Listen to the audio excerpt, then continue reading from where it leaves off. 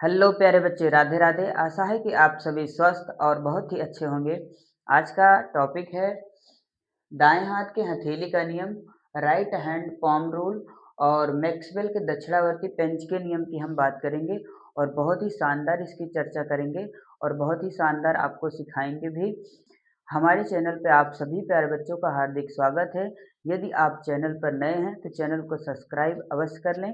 यदि आपने पिछला वीडियो चुंबकीय क्षेत्र तथा चुंबक के गुण नहीं देखा है तो उस वीडियो को आप जरूर देख लें।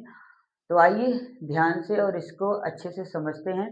तो दाएं हाथ के हथेली का नियम इस प्रकार होता है कि अब सबसे पहले अपने दाएं हाथ के हथेली के नियम को समझने के लिए अपना दाहिना हाथ फैला लें। इस प्रकार फैलाएं कि आपका जो अंगूठा है वो धारा की दिशा को व्यक्त करे। अंगूठा क्या होता है, धारा की दिशा को व्यक्त करता है, परंतु जो हथेली होती है, ये आपकी गादी जो होती है हथेली अर्थात जो बीच का स्थान होता है, ये चुंबकीय क्षेत्र को व्यक्त करता है। दोनों परस्पर लंबवत होते हैं, तो अंगूठा धारा की दिशा को व्यक्त करता है और हथेली आपकी गादी जो होती है ये चुंबकीय क्षेत्र की दिशा को व्यक्त करता है।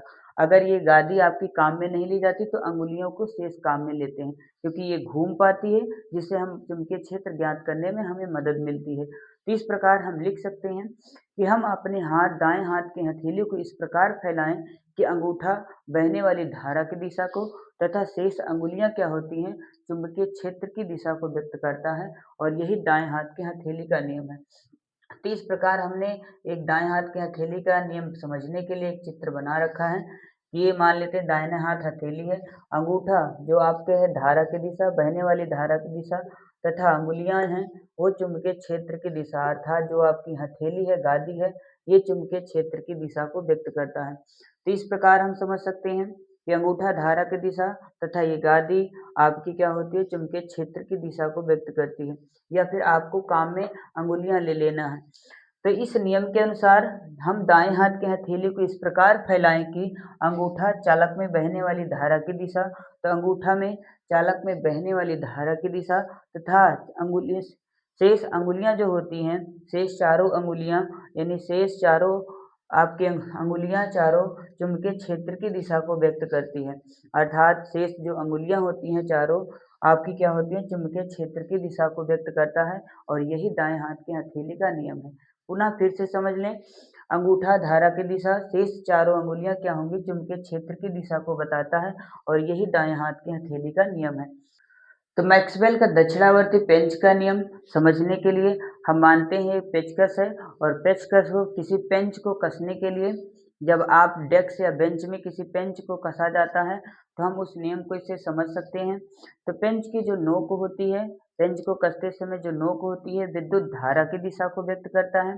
अर्थात पेंच की जो नोक है वो विद्युत धारा की दिशा और अंगूठा के घुमाने की दिशा में आपका चुंबकीय क्षेत्र की दिशा होती है। इस प्रकार हम समझ सकते हैं, यदि आप इस तरह घुमा रहे हैं तो अंगूठा के घुमाने की दिशा चुंबकीय क्षेत्र की दिशा को व्यक्त करता है। अंगूठा धारा की दिशा तथा अंगूठे के घुमाने की दिशा में आपका क्या होता है, चुंबकीय क्षेत्र। तो इस प्रकार समझ सकते हैं।